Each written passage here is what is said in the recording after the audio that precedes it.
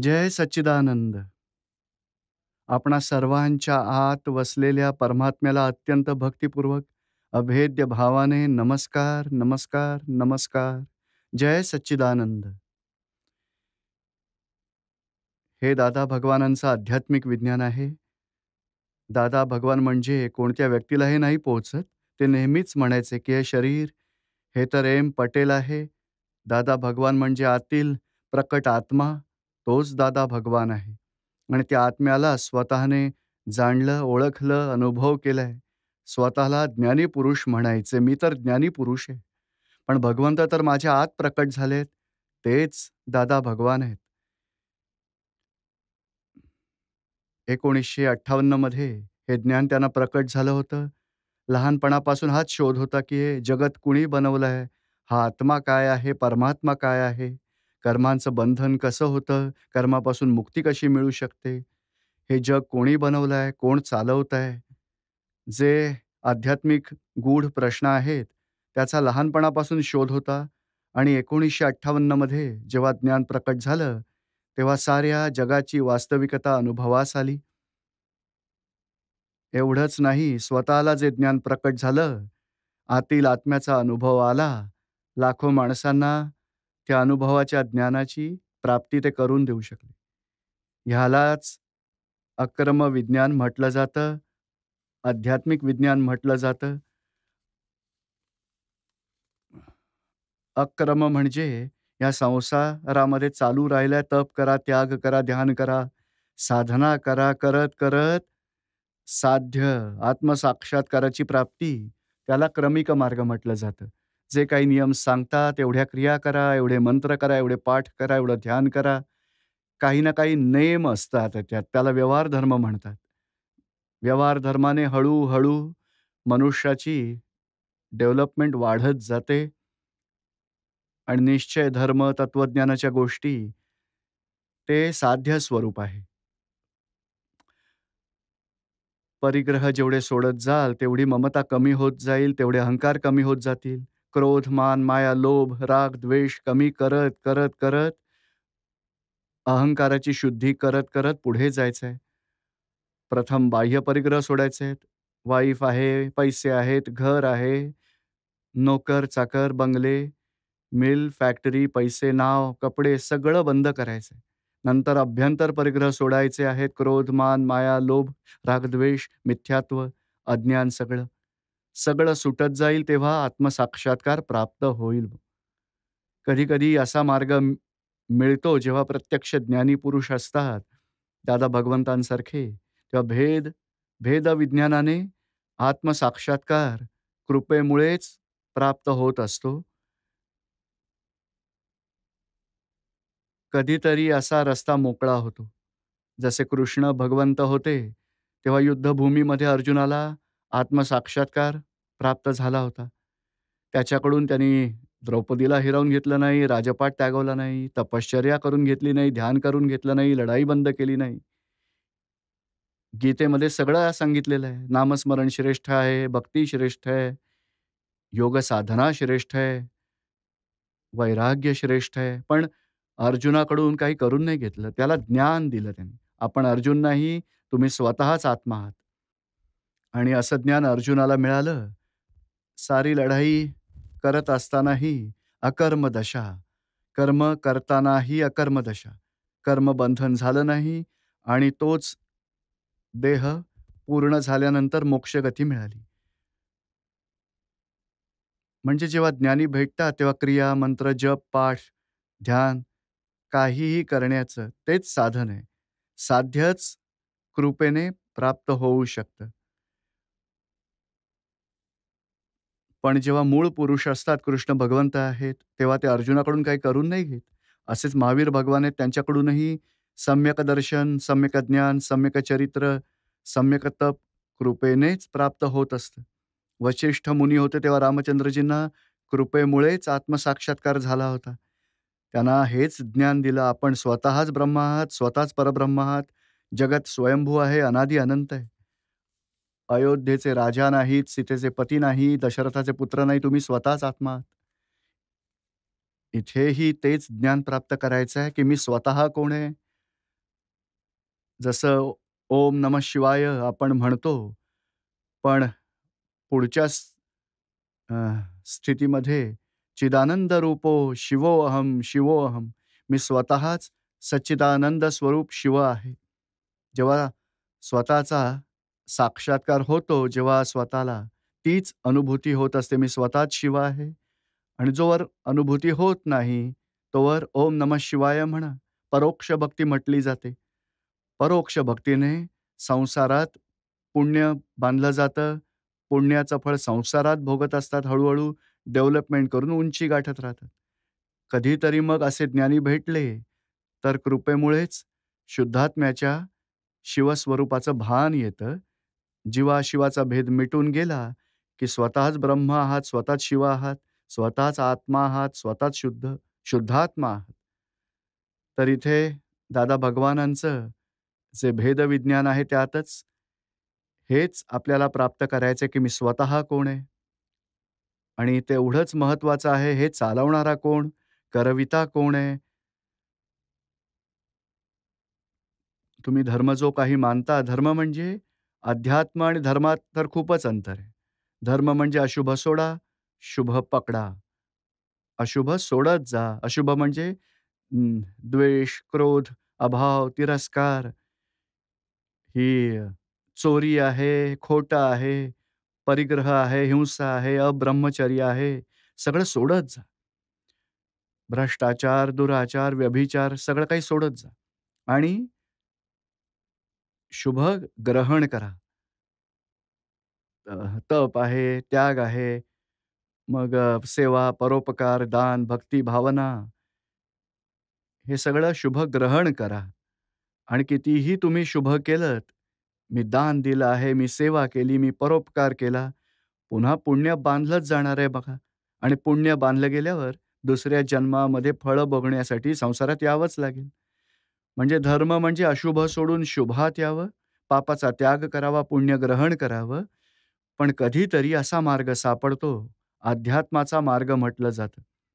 पाप आणि पुण्य दोहोतून मुक्त होऊन आत्म सन्मुख होणं, अविनाशी आत्म्याची प्राप्ती करणं, आत्मसाक्षात्काराची प्राप्ती. त्यालाच अध्यात्म मार्ग म्हटलं जातं आणि तिथे पापाचंही कर्मबंधन होत नाही, पुण्याचंही कर्मबंधन होत नाही.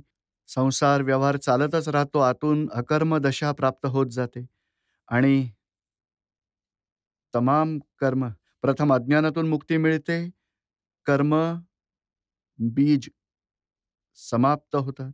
नंतर अज्ञानातून उत्पन्न झालेली कर्मफळं 1, 2, 3 जन्मात कर्मफळ पूर्ण होत, होत समाप्त झाली, तर मग मोक्षाची प्राप्ती होते. म्हणजे काय आहे, की हा कोणताही नवा धर्म नाही, नवा संप्रदाय नाहीये. हे दादा भगवान कोणाचे गुरु असतही नाहीत, कोणाला शिष्य ते बनवतही नाहीत.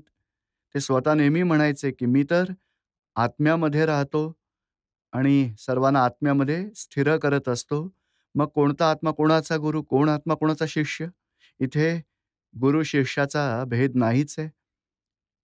इथे अभेद्य भाव आपण स्वतःही आत्मा आहात, मीही स्वतः आत्मा आहे. आत्मरूपाने अभेद्य स्वरूपाला आपण बघू शकतो. म्हणजे कोणता नवा धर्म, संप्रदाय नाहीये. हा तर मोक्ष मार्ग आहे. कशाप्रकारे आपण आपल्या आत्म्याच्या साक्षात्काराची प्राप्तीने संसारातील तमाम बंधनातून मुक्त होऊ शकू. आणि त्याची सुरुवात आपल्याला घरातून, जीवन व्यवहारातून करायची. नोकरी आहे, धंदा आहे, वाईफ आहे, पती आहे, आई-वडील आहेत, मुलं आहेत, सासू-सासरे आहेत. ह्या जीवनात कोणासोबत राग, द्वेष, मोह होऊ नये. कोणासोबत क्रोध, मान, माया, लोभ होऊ नयेत. मतभेद होऊ नये, संघर्ष होऊ नये. एकमेकांना दुःख होऊ नये, तिथूनच सुरुवात होणार आहे. तमाम दुःखांपासून जर मुक्ती झाली, नंतर जेवढी कर्मफळं आहेत, समभावाने पूर्ण करत गेलात, नवी कर्म बांधली नाहीत, जुनी कर्म पूर्ण जर झाली, तर तमाम दुःखातून मुक्ती मिळेल. संसारातूनही मुक्ती मिळेल अल्टिमेटली. म्हणजे आज प्रत्यक्ष सत्संगात भेटतो आहोत, आपण जरूर विचारा, आपण कुठे ना कुठे लहानपणापासून आजवर धर्म, भक्ती, साधना, काही ना काही क्रिया, मंत्र, जप करत आलोच आहोत आपण. तिथूनच आपण अध्यात्म कसं प्राप्त करावं आणि मोक्ष मार्गात कसं पुढे जाऊ शकू, जीवन व्यवहार पूर्ण करून, आत्म्यात राहून, संसार पूर्ण करून, मोक्षगती कशी आपण प्राप्त करू शकू, त्याचाच हा रस्ता आहे. त्याचंच आपण प्रश्नोत्तरांद्वारे समाधान मिळवू शकू. तुम्ही जरूर विचारू शकता. इथे कोणताही गुरु बदलायचा नाहीये. इथे धर्मही बदलायचा नाहीये. जे काही तुम्ही खाताय, पिताय, अ, उपास जो काही करत आहात, गुरुची साधना जी काही करताय, त्यात काहीच बदल नाहीये. फक्त अज्ञान मान्यतेतून मुक्त व्हायचं आहे. ज्ञानाची जागृती प्राप्त करायची. ही क्रिया, हे कपडे बदलणं किंवा बाकी सगळं सोडणं, त्याग करणं, कोणताही चेंज नाही करायचा. फक्त अज्ञान मान्यता, ती अज्ञानता निघून जावी आणि खऱ्या ज्ञानाची प्राप्ती व्हावी एवढीच गरज आहे. क्रिया सोडायची नाहीये, खाणं-पिणं सोडायचं नाहीये, पण अज्ञानता सोडायची. आणि स्वतः भगवान महावीरांनी हेच सांगितलं, की राग, द्वेष आणि अज्ञानाने जीवाला बंधन आहे. वेदांनीही हेच सांगितलंय, मलविक्षेप आणि अज्ञानाने जीवाला बंधन येत असतं. अज्ञानता म्हणजे मी स्वतः कोण आहे त्याचीच अज्ञानता, त्यानेच जीवाला बंधन येतं. पण अज्ञानता निघून गेली तर रागद्वेष आपोआप गळून पडतील, मलविक्षेप आपोआप गळून पडतील. तर ही अज्ञानता दूर होण्याचा हा मार्ग आहे. अध्यात्म विज्ञान आहे. कसे आपण आत्म्याचे ज्ञान प्राप्त करावे आणि संसाराच्या व्यवहारात राग-द्वेषाशिवाय सर्व कर्म पूर्ण करावीत. तीच समज इथे आपल्याला प्राप्त करायची. कोणाला काही प्रश्न विचारायचे असतील तर जरूर विचारा. दीपकभाई, हे विचारायचं होतं, की जेव्हा आत्मा मोक्ष स्वरूप आहे, तर मग मोक्ष कोणाचा होतो? आणि आत्म्याला हं. का पुन्हा-पुन्हा शरीर बदलावे लागते? हां. गीतेत सांगितलंय आत्मा स्वतःच मोक्ष स्वरूप आहे. पण ते आपण जाणतच नाही म्हणून आपल्या अज्ञानतेने आत्म्याची आपल्याला अज्ञानता आहे. त्या अज्ञानतेने आपल्यातला अहंकार उभा राहतो आणि अहंकारामुळे राग, द्वेष. कोणी सांगितलं, की सीतारामजी खूपच चांगले आहेत, तर प्रेम वाटतं. सीतारामजींनी सगळं बिघडवलं तर द्वेष वाटतो. ह्या रागद्वेषाने आपण कर्म बांधतो आणि जन्मजन्मांतरीच्या फेऱ्यामध्ये भटकतो. शरीरही आहे, आत्माही आहे. पण आत्म्याच्या अज्ञानतेमुळे शरीराला मी आहे हे मानणं, त्यालाच अहंकार म्हटलं जातं. सीताराम मीच आहे, ती मान्यताच अहंकार आहे आणि अहंकारच हा बंधन भोगत असतो आणि त्यालाच तर मुक्ती हवी आहे, की मला हे दुःख सहन नाही होत. कोणी सांगितलं, सीतारामजींनी माझं सगळं बिघडवून टाकलं. दुःख व्हायला लागतं. मी काय केलं? माझ्यावर का आक्षेप घेतोय? तर अहंकाराला दुःख भोगावं लागतं. देहाध्यास आहे तोपर्यंत. त्यातूनच मुक्त व्हायचंय. आत्मा तर स्वतःच मोक्षस्वरूप आहे. आणि तो अहंकार अज्ञानी दशेत आला आहे. पण त्यालाच ज्ञान प्राप्त करायचं आहे, की मला संसारातून तमाम दुःखांपासून मुक्ती मिळेल. म्हणून तो दुःखापासून मुक्त होण्यासाठी इच्छा करतोय अहंकार. आणि म्हणजे जेव्हा अहंकार ज्ञान ममतेचा मोक्ष होतो का? हं, अहंकाराचा मोक्ष होतो अहंकार का? ममतेचाच मोक्ष होतो. आत्मा तर स्वतःच मोक्ष स्वरूप आहे. आत्मा स्वतःच परमात्मा आहे. प्रत्येक जीवमात्राच्या अंतरंगात वसलेला आहे आणि तमाम दुःखांपासून मुक्त आनंद स्वरूप, ज्ञान स्वरूप, केवळ ज्ञान स्वरूपात वसलाय. समजलं आता तुम्हाला? हं. जय जय सच्चिदानंद. सच्चिदानंद. ईश्वर भाई जोधपूर. जय सच्चिदानंद. हं. कर्माचे विज्ञान काय आहे थोडं समजवावे सर? हां. कर्म साधारणपणे समजण्यासाठी चर्चा करूया, की सारा दिवस तुम्ही काय कर्म करता? हां, सारे कर्म करतो. काय-काय करता? नोकरी करतो, काम करतो, येतो, जातो, व्यवहार करतो, घेणे-देणे करतो, हां, पाप तेव्हाच पाप-पुण्य करतो. पाप-पुण्य करता. तेव्हा कर्म बीज कोणतं आणि कर्म फळ कोणतं त्यामध्ये? ही नोकरी केली ते कर्म केलं आणि पगार मिळाला ते कर्माचं फळ आहे. फळ मिळालंय. असंच आहे ना? बरोबर. पण काही लोकांना नोकरी करण्याची इच्छा आहे, पण तरी मिळत नाही. त्याला काय म्हटलं जाईल? भाग्यात नाही लिहिलंय. हां? भाग्य भाग्य आलं कुठून? तुम्ही तर नोकरी केली, ते तुमच्या भाग्याचं, मेहनतीचं फळ मिळालं मग. मग खरी गोष्ट काय आहे? ह्यात कर्म समजण्यासारखी गोष्ट आहे. तुम्ही 5 इंद्रियांनी जेवढंही बघत असता, ते कर्माचं फळ आहे. कर्म बीज तर खूप, खूप, खूपच सूक्ष्म आहे. सूक्ष्मतम आहे. सूक्ष्मतर, सूक्ष्मतम त्या लेव्हलवर कर्म चार्ज होतात. आणि कर्म कुठून सुरू होतात? मीच ईश्वर भाई आहे, त्या अज्ञान मान्यतेने कर्म सुरू होतात. ही क्रिया ते तर कर्मफळ आहे. क्रिया कर्मफळ आहे. कर्मफळ क्रियेने कर्मबंधन नाही होत. क्रियेच्या मागे आरोपित भाव आहे. मीच ईश्वर भाई आहे आणि मीच केलंय. अहंकार करतोय. ती कर्मबीजं तिथेच पेरली जातात. जसं एखाद्या माणसाने मंदिरासाठी ₹5,000 दान दिले, तर त्याला लोक काय म्हणतील, "सत्कर्म केलं, खूप चांगलं कर्म केलं." नाही का? आणि आणि जर कोणी 5,000 दिले, त्यालाही म्हणतील, "नाही, नाही, शेठ माणूस खूपच चांगला आहे, चांगलं सत्कर्म आहे." पण पर्सनली त्यांना विचारायला गेलात, "तुम्ही खूपच मोठी सेवा केलीत हो, खूप मोठं दान दिलंत." "हे, ही ट्रस्टी मंडळी माझ्या सासरकडची आहेत, ते मागे लागले होते. त्यामुळे द्यावेच लागले, नाहीतर एक पैसाही दिला नसता." असं होऊ शकतं की नाही? हो, असं होतं आणि कधी-कधी. एखादा म्हणेल, "माझ्याजवळ फक्त 5,000 होते रे, अजून जरा 50,000 असते तर मी भगवंतांच्या कामात मंदिराला 50,000 दिले असते." तर दोन्ही क्रिया सारख्याच आहेत. पण ही जी भावना आहे, एक एक पैसाही द्यायचा नव्हता आणि दुसरा माणूस भावना ठेवतो की 50,000 असते तर 50,000 दिले असते. तर ही भावना तिथेच कर्मबीज आहे. क्रिया कर्मफळ आहे. तर 3 प्रकारच्या स्टेजचे कर्म आहे. कर्मबीज, कर्मफळ आणि कर्मफळ परिणाम. ज्याने 5,000 दिले, त्याला लोक म्हणतील, "हा शेठजी प्रतिष्ठापनेच्या वेळी त्याला बोलावलं जायला पाहिजे, पुढे बसवतील. तो सन्मान मिळेल." तर हे सगळं कर्मफळाचेच परिणाम आहेत. पण कर्मबीज काय पेरलं? एक पैसाही द्यायचा नव्हता. दुसरा म्हणाला 50,000 असते तर 50,000 दिले असते. तर क्रिया तीच आहे. भाव ते कर्मबीज आणि क्रियेचं जे फळ येतंय त्याला कर्मफळ परिणाम म्हटलं जातं. समजलं का आता हे? हो, सर. तर या पंचेंद्रियांनी जेवढं दिसतं त्याला सगळ्याला प्रारब्ध म्हणतात, कर्मफळ. आणि आतून मी ईश्वर भाई आहे, मीच केलंय, तिथे कर्मबीज आहे. चांगलं केलं त्यालाही मीच केलं म्हणत असतात, वाईट केलं त्यालाही मीच केलं म्हणतात. आणि वाईट झाल्यावर कोणाला दुःख पोहोचलं ते पाप कर्म बंधन म्हटलं जातं. कोणाला सुख पोहोचलं ते पुण्य कर्म बंधन म्हटलं जातं. समजतंय हो. आता हे तुम्हाला? होय, सर. जय बोला. सच्चिदानंद. दीपक भाई, आपण सांगत होता की मन, वचन आणि कायाने कोणालाही दुःख द्यायचे नाही. हं. तर वचन आणि कायाने तर दुःख देतोयच, पण मनाने कसे कोणाला दुःख देऊ शकतो? त्यावर तर विचार करू शकतो. हां, मनातूनही खूपच नाही का, कोणी लोक नाही का बेटा तोंडावर हसून बोलत असतात, पण मनात खूपच वाईट भाव असतात सगळ्यांसाठी. या ताईंना विचारा. माझा फ्रेंड आहे घरी, नाही हा माणूस चांगला नाही, त्याच्या मनात वाईट असतं आमच्यासाठी, नजर वाईट आहे. लगेच लक्षात येतं. किती बायकोला वाईट वाटत असेल, तर हे मनातून ही वाईट भावना केल्या, विकारी भाव केले, नाही का, दुकानात गेलात, शेठ तर तिकडे गेलाय, उचलायचं काहीतरी कोणी बघत नाहीये, मनातून भाव बिघडलेत. अरे, कोणी पाहुणे आले घरी, बाहेर तोंडावर काय म्हणतील, "यावं, यावं, या, या, या, या ना शेठजी यावं." मनात काय म्हणतील, "आत्ता हा शहाणा कुठून आला? फोन बिन नाही करत, असेच घुसतात. कधी जाणार?" बघा मानसिकता नाही का बिघडू शकत माणसाची?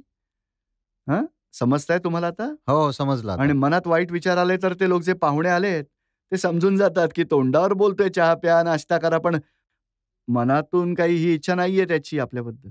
त्याच्या मनामध्ये वेगळं आहे. लगेच त्यालाही आतून कळून चुकतं ते. तो बाहेरचा व्यवहार आणि मनातली भावना आपल्या मनात त्याचं प्रतिबिंब उमटतं. कळून चुकतं, की ह्याच्या मनात आपल्यासाठी चांगली भावना नाही. आणि समोरचा प्रत्यक्षात नसेल तर? तरीही कोणासाठी जर वाईट अभिप्राय दिला, मनातही हे ठेवलत, की हा माणूस चोर माणूस आहे, खोटारडा आहे, तरीही त्याचे अभिप्राय त्याला पोहोचतात, व्हायब्रेशन्स पोहोचतात. त्यांना दुःख वाटू लागतं. समजतंय आता तुम्हाला? हो. जय सच्चिदानंद. नसीलाल जेकवाल टांक. हां, चांगले नियमित कामकाज करतो, व्रत उपवास करतो, सगळे करतो, भगवंताच्या प्रती आस्था हं. आहे. तरी माझा मुलगा अचानक काही म्हणजे कल्पना नसताना विजेच्या झटक्यासरशी एका महिन्यात निधन पावलं. असं का? भगवंताच्या प्रती आस्थाही समाप्त होत चालली आहे आणि आता शांतता कशी लाभेल? सगळा परिवार खूपच दुःखी आहे. नाही, नाही. पण जीवनात कोणाच्या घरी मृत्यू झाला नाही असं कोणी आहे का? हं? नाही का तुमचे आजोबा, वडील, वडिलांचे वडील कोणाचा तरी मृत्यू झालाच असणार.